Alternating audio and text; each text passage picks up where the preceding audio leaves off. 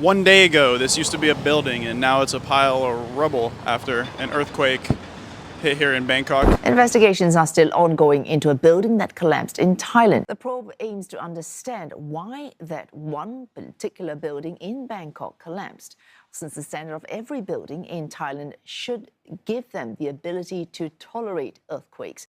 But this building wasn't only destroyed by an earthquake, because it was built by a foreign construction firm, and now some Thai locals are saying that this wasn't just a natural disaster. Some are saying cheap materials, others say shady construction. Some workers have even been brought in on allegations of document tampering. But like most people who face unfortunate events, they probably just want someone to blame and point a finger at, because in reality, people will side with a story based on the perspective that helps them sleep at night. And this is most likely just another one of those stories we tell ourselves to avoid the truth that nature doesn't care, that this could happen again to anyone at any time, just like it did last week. It's just past noon in Bangkok, Thailand, and I'm on the 10th floor of my high-rise condo in the gym training legs. I had just finished my last set of hack squats and began walking over to the hamstring curl machine when suddenly I lose balance. At first, I think I'm just lightheaded. Maybe I didn't eat enough, or maybe I pushed too hard. So I sit down and chug some water, but I seem to be getting more and more dizzy. I try and steady my breath, but nothing is helping. Then I look to my left and see a gentleman running in yelling, "Structural damage, everyone out." Okay, so it's not just me, and everybody starts running towards the exit. Now, I've never experienced an earthquake before, and at this point, I still did not know that's what was going on. I just thought that the entire building was collapsing, and I needed to find an exit. As soon as I left the weight room and entered the lobby, which is now flooded with water, I looked down a hallway, which is the only thing left standing between me and the door to the stairwell, about 10 feet long, with concrete falling from the ceiling, and people are piling up because they don't want to walk through this hallway. And there's a door next to us which leads outside. It is chained shut, but I rip it open and step out on the balcony, where I'm hoping to see a fire escape, maybe a way down outside, which we do not find. But what I do see as I look up is pieces of the building, the apartment complex, the condo, pieces of concrete falling down from the side outside of the building.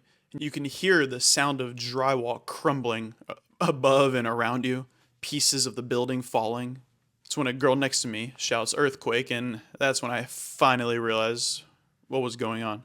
As we're all standing there with the building under our feet, shaking like a stripper, I decide to take my chances and go through the crumbling hallway. I cover my head with my hand as if that would do much of anything, and fling open the door to the stairwell, where it looks like everyone else in the building had the same idea as me, because it's full of people just coming down in a single file line.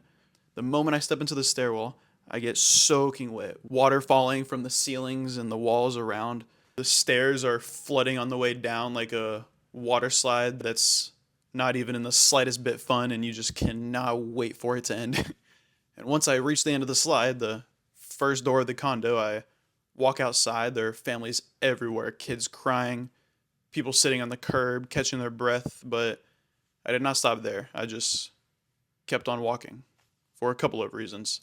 The main one being to get as far away from the building as I could in case it collapsed. And as I'm walking, the streets are lined with people. Every building in Bangkok was evacuated. I walked for about 2 hours before meeting a friend for coffee, and what I noticed was that the further away I walked, the more normal everything felt.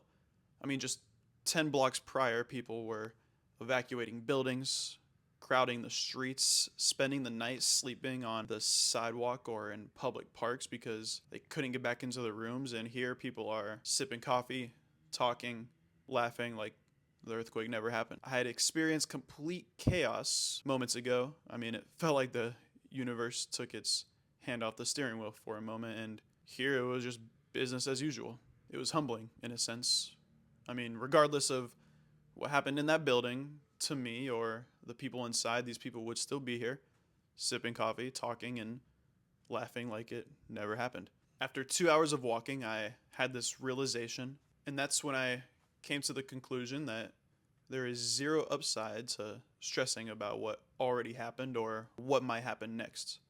It doesn't fix the past, it doesn't protect the future, and all you can ever really do is just look at where you're at right now and make the best possible move with the information that you've got. Even if it's not perfect, or even if it's just the least bad option, decide, act, adjust, and repeat. That's how most success stories start, not with some master plan, just someone figuring it out faster than their fear could stop them. And if your world's ever crashing around you, keep moving, because eventually the streets will get quiet again. Just like they did that day in Bangkok when I went from, well, at least if this building crushes me, it'll be quick, to just hours later finding myself grabbing coffee with a friend at a cafe where I asked him about his experience during this entire event, and here's what he had to say. My initial reaction was, what is going on? Didn't really quite understand. And building starts collapsing, almost cracks start appearing in the walls. And I didn't really know what to do, to be honest. I was kind of thinking, well, should we leave the building? Should I kind of stay still? And I just sort of felt zero gravity. I thought this video would be just a quick recap of a strange day I had during a natural disaster, but I hope it gave you something to think about. Life's unpredictable. Don't wait for it to make sense. Just move. If you were thinking about visiting Thailand, maybe now's the time. Most of the high-rise condos are probably on discount, at least. Subscribe for more stories like this, and drop a comment if you're planning a trip. I'll catch you in the next one.